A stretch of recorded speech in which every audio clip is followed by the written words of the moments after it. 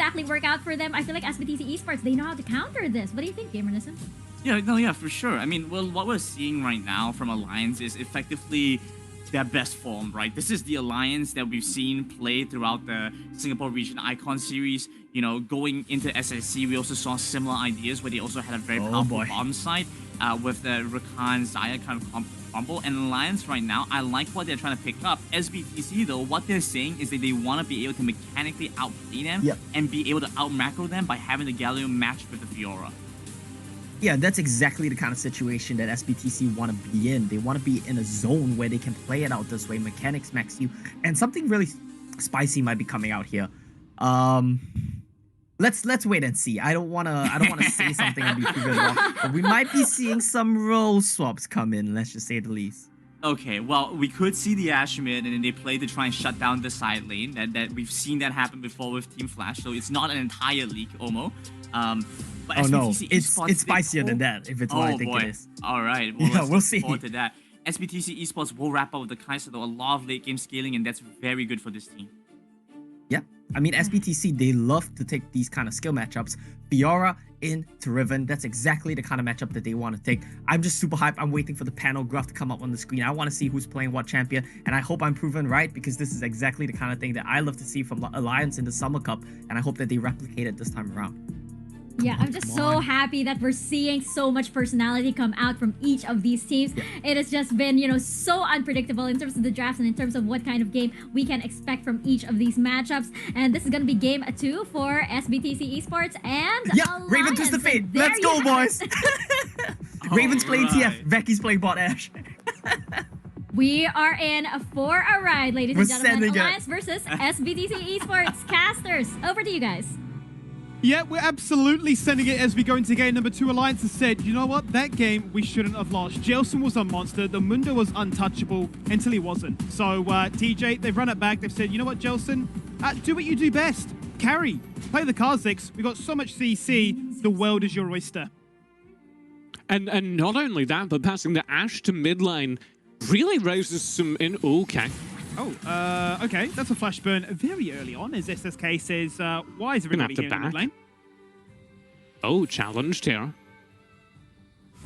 This is really rough. This is going to be a very slow start for SSK. I don't know if that's going to manifest into anything, but Yanaro's going to have a significant early gold lead. So the Ashe flex to the mid lane raises a ton of interesting... You gotta let me talk here. You're not allowed to talk, TJ. You've been banned because these players have a point to prove. CWJ bullies that a member and says, Akino, you need to take the long way back into this lane. Yes, will we get to talk? Maybe we will. Yeah, so it looks like we've stabilized. This Ashe is going to play down in the bot lane, even though it's being played by Azuravaki. And that answers some questions. So this is a full CC composition. You're going to be looking for gold cards. Yes, gold cards and sometimes the gold medal. That's the first bloods. SBTC have grabbed it. Akino's like 1 HP and he's walking towards Azuravaki and I'm terrified. I'm never going to get the chance to speak.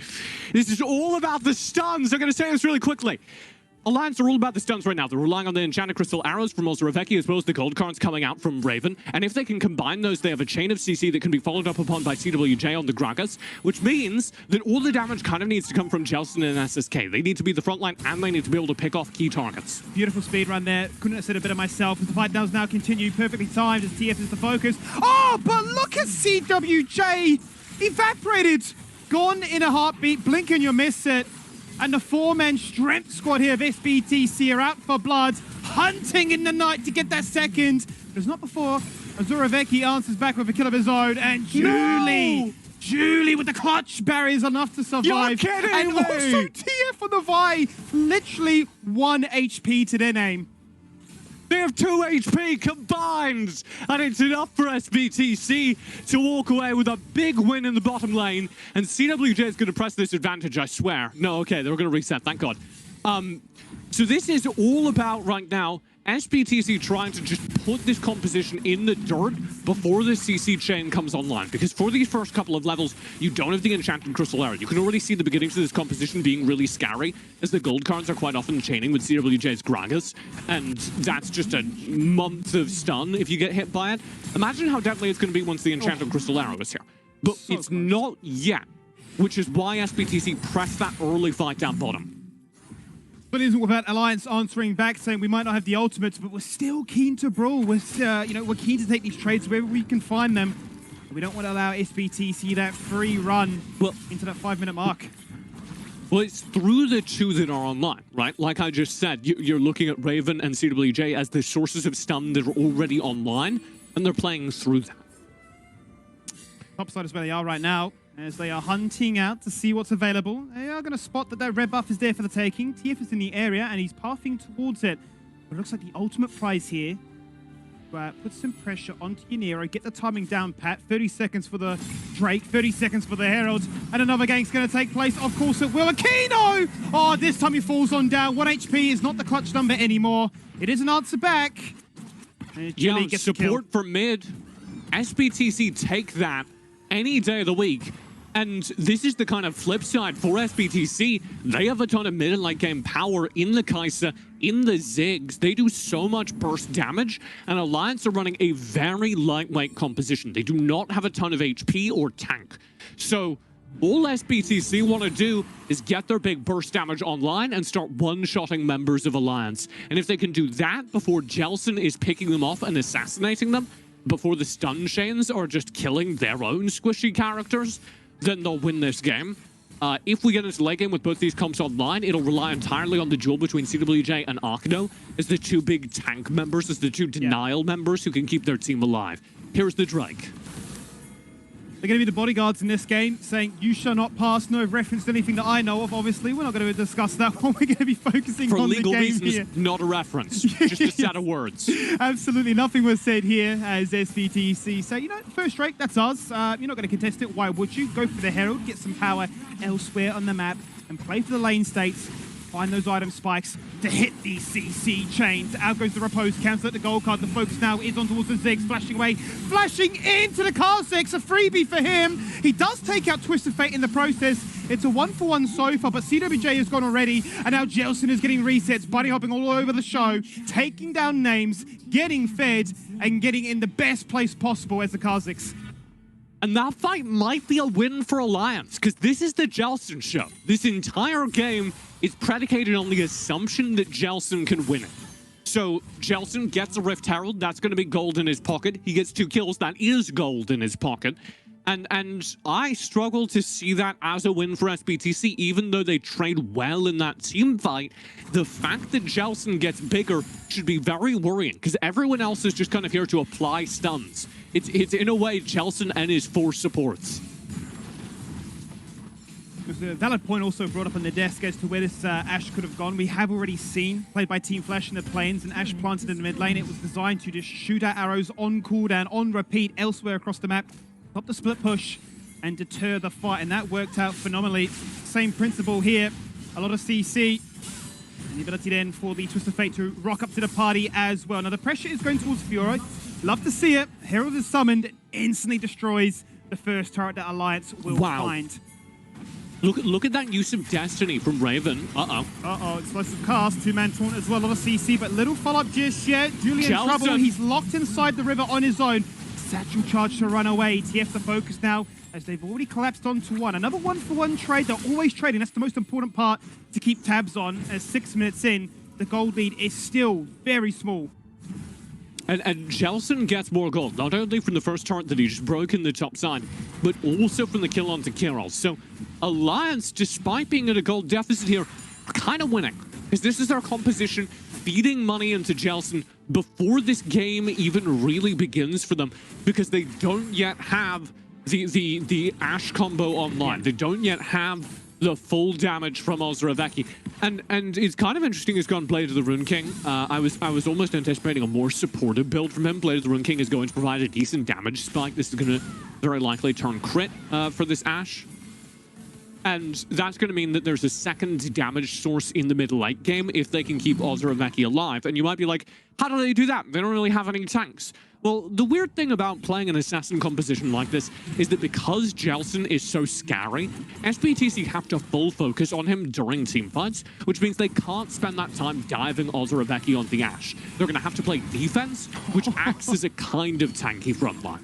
I'm just watching the skill shot simulator here, and Ozoreveki is just copying everything thrown his way. Now, the challenge has been thrown at him on the bot side. You know, he's still not finding much success in a 1v1. Always a 2v1. And now the assault and battery cross map straight onto SSK. The satchel charge misses. The auto attack to follow. And the kill to secure as they take down the Baron laner. I'm going to lose a turret though. Like this is turret for turret, and all of this gold goes on to Jelson. So again, I don't know if, and they're not even going to get the turret. They have to back off. They're going to try and challenge here in mid. Okay, so they're feeding that gold from the top turret onto Kierol. But all the gold down bottom gets fed into Jelson. And again, I don't know if that is a positive trade for SBTC, because Jelson's existence in these fights is designed to shut down Kierol. So the effect of that gold is you know, 1.5 times as valuable in the hands of Jelson. If he can get onto Kierol in these backlines and blow him up, all the gold they just got to Kierol doesn't mean anything, right? I mean, itemization, what would we like to see then come out from SBTC? Is this a Zonia's game to deny the resets? Is this a game where you're picking up rockets to just be, you know, more durable to, you know, get that kill before they kill you? I would be amazed if we didn't see a Zonia's. I think you also look for shadows here to try and catch out Jelson as he's roaming through the jungle. That's very important. Ooh, big damage. Ziggs packing a punch, that's for sure. Making it very difficult here for Alliance to stand strong and stand true. The Enchanted Crystal. The negative synergy though, as the explosive cast knocks Kierol back. Jelson on the flank. SSK to follow. He's being left on his own, left to an island, locked in Narnia, and dies staring down the barrel of 4 members of SBTC. But again, Jelson gets the kill. He's able to find Darkano. So the trade is even. Even though SBTC should win that trade, they trade support for top laner. You're like, great, sick trade. Top laner's kind of there to set up for Jelson. Jelson gets money. I don't know. He's the most gold in the game right now. Yeah, Jelson, the Alliance composition is working as intended. It's making Jelson a big boy. And he's going to show you what he's been working on like a proud kid with his noodle art. He's going to show up in the team fight and say, hey, SBTC, look what I made at school today. Going to mature into a beautiful individual. And as he evolves, literally, as the Kha'Zix, then, you know, that artwork will become better and better until we reach the late game and it becomes Picasso. Yeah, sure. I mean, Picasso started with hyper-realistic drawings and then got more and more abstract as time goes on.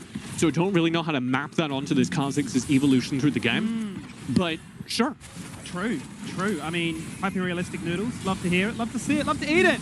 And that's what they're going to eat. They're going to crop a beautiful cast. CWJ starts the fight and they find that pick. Aquino gone, the bodyguard that SBTC so desperately need to weather these fights and to survive the onslaught thrown their way. Another gold card. And just like that, 4 members are out of the fight. They can't do much, and Alliance are marching towards this untouched tier 1. SSK wants to dive. They've got the gold card. They're going to try this. Oh, Raven goes for it. Jelson jumps in. He's getting isolated targets. It's such an easy playground here. He's got 2. Oh, Julie. So lucky.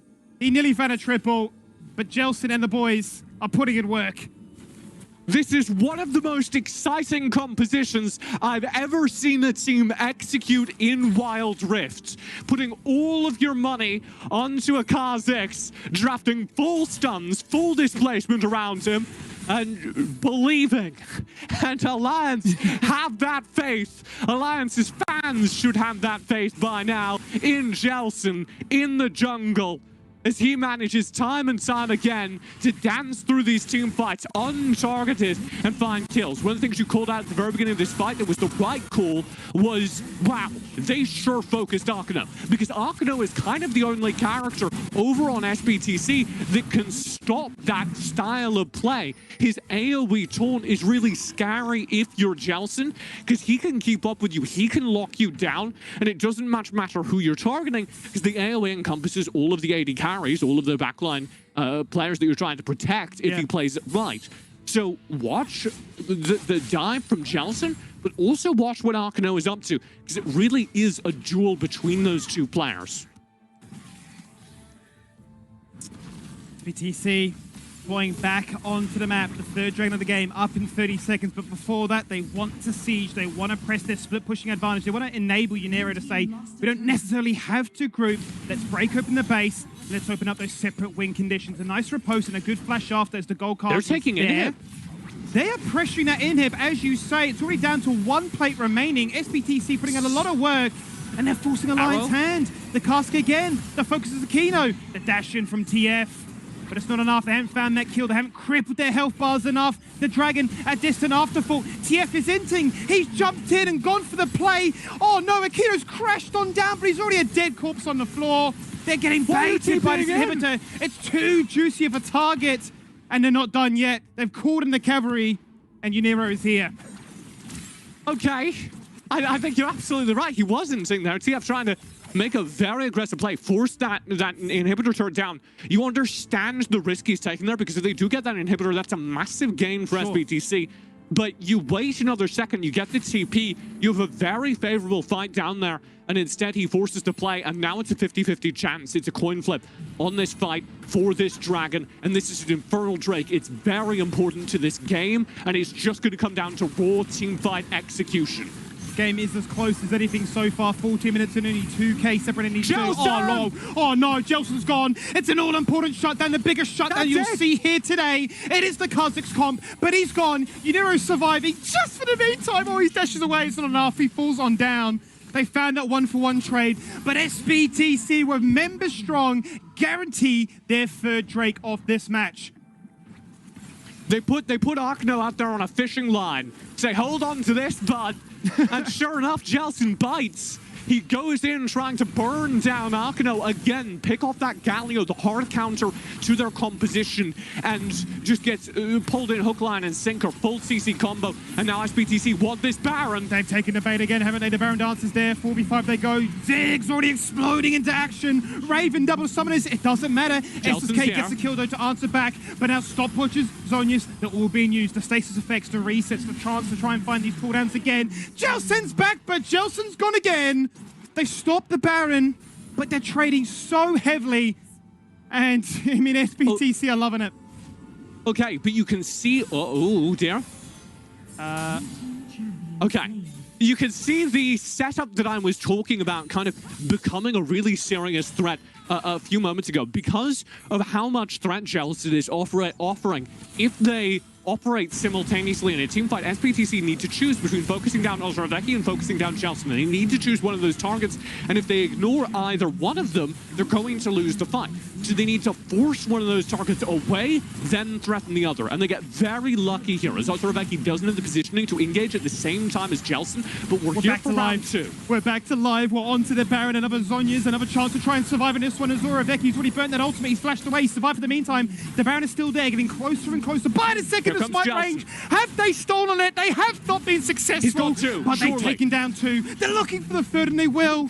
Now you've only got two members left with this Baron buff. They've already run to the hills. Aquino tried to beat the inhibitor all the meanwhile. And now you just got a 6 in the galley with the buff to push with. CWJ barely stops that wave. Here's Jelson hunting Arkano. Okay. Breathe. Hunting a big statue doesn't go well for him. So SBTC have kind of outlasted this composition, it feels like. They've got a couple of seconds here where they can just burn through turrets, and if they can open up an inhibitor, it's very, very hard for Alliance to execute. Diggs, Baron, satchel charge gone. That's one. Translate that into the second. Another minion wave soon to come on in. Perfect timing. Great read of the map as well. Just waiting for that satchel charge once more. There's the animation. There's the crash down. Ziggs is gone. A beautiful focus. Raven hot on the finger, ready to deploy that gold card when it matters the most. Jelson gets in, and he just survives with a nick of health. And they've held on strong for the meantime. That top inhibitor has been taunting SBTC for what feels like an eternity. And for some reason... Unero? Okay. Oh, Unero, what was that? What was that? And for some reason, SBTC get very greedy there. They have more players on the map. They have more threat on the map kind of coming their way with the Baron buff in hand, but they force this top lane inhibitor fight at a 3v5. Are you not entertained? 38 kills so far. We are punching on, and we're not slowing down any time yet. He's SSK dead. jumps in. What was He that? creates the double kill. They're burning through these respawn timers, and this is hurting. This really is hurting now. 50 seconds of staring at a grey screen. They just tried to 2v3 and I could not tell you why. I could not tell you why TF felt it was necessary to full engage there. He and Carroll could probably do it, maybe do it, but why would you take that risk? Oh, here we go. Alliance. Yet to get a Elder single up. Drake this game, but it's a mountain Elder elder. up. All important. And SBTC don't have their jungler. It's going to come up before TF respawns because they just inted down the mid lane. Alliance could win this off of this Elder take. Huge mitigation offered here to Jelson They've to got to allow him to burn be it. as aggressive as he has been all game long. What is the play? They're targeting Raven in the mid lane. The arrow goes out. He's flashed away into the Raptor pit, buying time, drawing the attention of SBTC elsewhere. Can he Destiny back in? No, he's already burnt it. Explosive cast used. TF Enchant coming on through. Looking to try and TP into this fight. A sword and battery. He's got the flash. He's got the chilling smite. And he's got that kill. Uniro popping on through. They've got the kills that matters the most. They've weathered the storm. They've ignored the Elder. And surely now, TJ, they can finally take that top inhib. I don't know. Because SBTC need the Baron to end this game at this point, and if they 5-on-5 teamfight Alliance with the Elder in Alliance's hands, I do not know if they win. Everything SBTC has done for the entirety of this game was kind of thrown away by TF's run down the mid lane. The second time TF has afforded Alliance a massive chance in this game, and this Baron's going to be a coin flip because of it. A 4v4, very likely, for the game. SBTC setting up, but spotted out by that excellent arrow, the Hawk coming out of Ozurabeki. Here comes the fight. Triple TP. Alliance don't have a single one. There is no deep vision. Notice Raven's positioning. He's waiting for that call. Enchanted Crystal Arrow goes out. There's the Destiny. He does not have the rapid fire cannon active just yet. There it is now, but just out of range. Just out of range. And they know that this fight will come down to that Baron. Sure, they have to wrestle control of mid lane because those inhibitors will not be respawning. And it's really game on for SBTC to play it patient, play it cool, and not fall victim to Alliance all in. You really need here Raven to be doing the side laning, because while SSK is in the side lane, he's very easy to focus down. Raven with the ult up can teleport back to the fight. It's most of the way recharged now. So I want to see Raven starting to take over the side laning, starting to take over wave clear duties, whilst the rest of Alliance take the 5-on-5 that is going to decide this game.